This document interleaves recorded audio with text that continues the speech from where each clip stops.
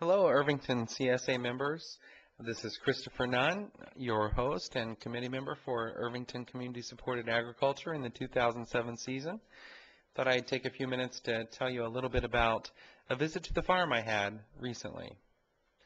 I happened to have a conference a few miles, actually just about 12 miles from the farm recently, and I talked to Levi on the phone and asked if I could stop in and see how the spring crops were doing. He was happy to welcome me. Unfortunately, Levi and his wife lost a family member. Levi's wife's mother died, and Levi and his wife went to Pennsylvania for the period of time that I was visiting. But their son Isaac was more than happy to welcome me to the farm. So I stopped in to look around. The day was actually fairly rainy. The pictures don't show it well, but it was raining pretty hard actually when I visited the farm. You'll see here the greenhouse that our crops are started in, and we started, of course, in the greenhouse because the rain was so heavy. Let me show you around a little bit and tell you what I saw. Here are a couple of quick pictures from just inside the greenhouse. When I walked into the greenhouse, I saw this particular plant that I didn't recognize sitting next to the parsley. I asked Isaac what it was. As you can see by the tag here, it's called toothache pain herb. I'm not sure that that's going to be a part of our CSA this year. It's not on the crop list for this year, but I thought that was kind of an interesting name. I'm assuming it's a mint or something. Isaac didn't know if it was a mint, but kind of a fun name for a crop. Other things in the greenhouse were these.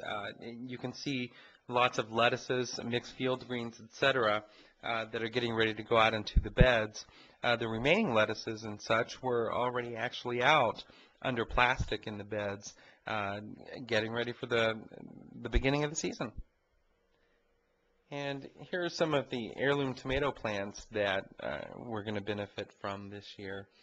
There were several plants out in front of the greenhouse just as I walked in, but as you can see here, there are a good, at least over 100 tomato plants.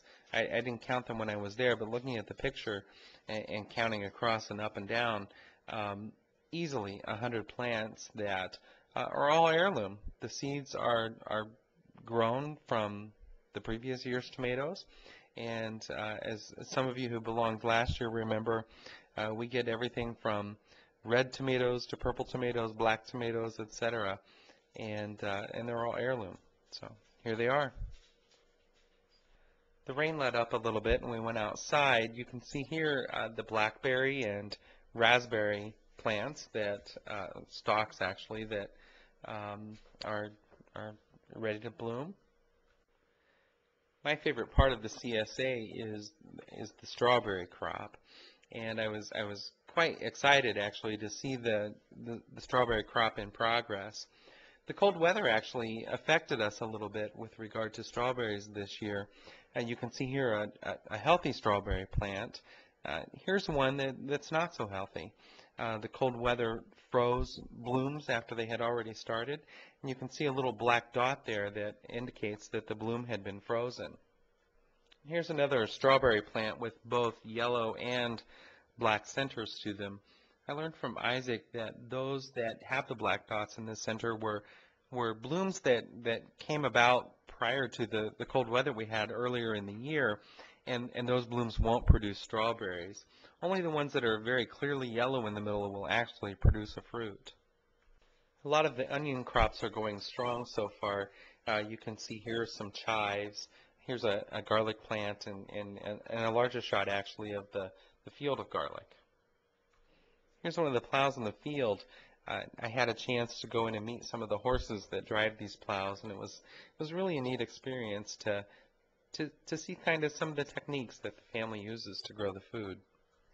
The funniest part of my visit to the Fisher family farm this time was when Isaac looked at me and asked me if I would like to see the weed eater.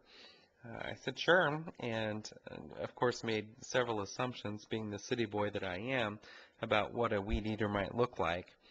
We walked into the barn and well, here are two weed eaters.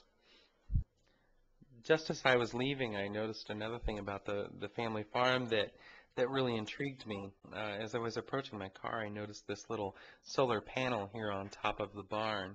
And I asked Isaac about electricity and how it's used on the farm, how it was produced, etc. Isaac shared with me that that solar panel actually can power one 12-volt battery per day, and that those batteries are used for things like there's a high-efficiency fluorescent light bulb inside the barn that that they can turn on at night and those kinds of things to tend to the animals. Again, with the animals, there's an electric fence that surrounds the cows and such on the farm, and that fence is powered by a 12-volt battery that's been charged by that solar panel. So that's a little bit about my first visit to the farm this year. You too will have the opportunity as we progress through the season. The Fisher family welcomes each CSA group for a pitch-in each year, and you'll have the opportunity to come out and learn for yourself a little bit more about the farm, the Fisher family, and the methods they use to grow the produce that we enjoy all season long. Be sure to keep informed about the Irvington Community Supported Agriculture Project. You can always find updated information at http://irvingtonagriculture.blogspot.com. Of course, you can always email us, your coordinating committee, at irvingtonagriculture@gmail.com. Till the next time, take care.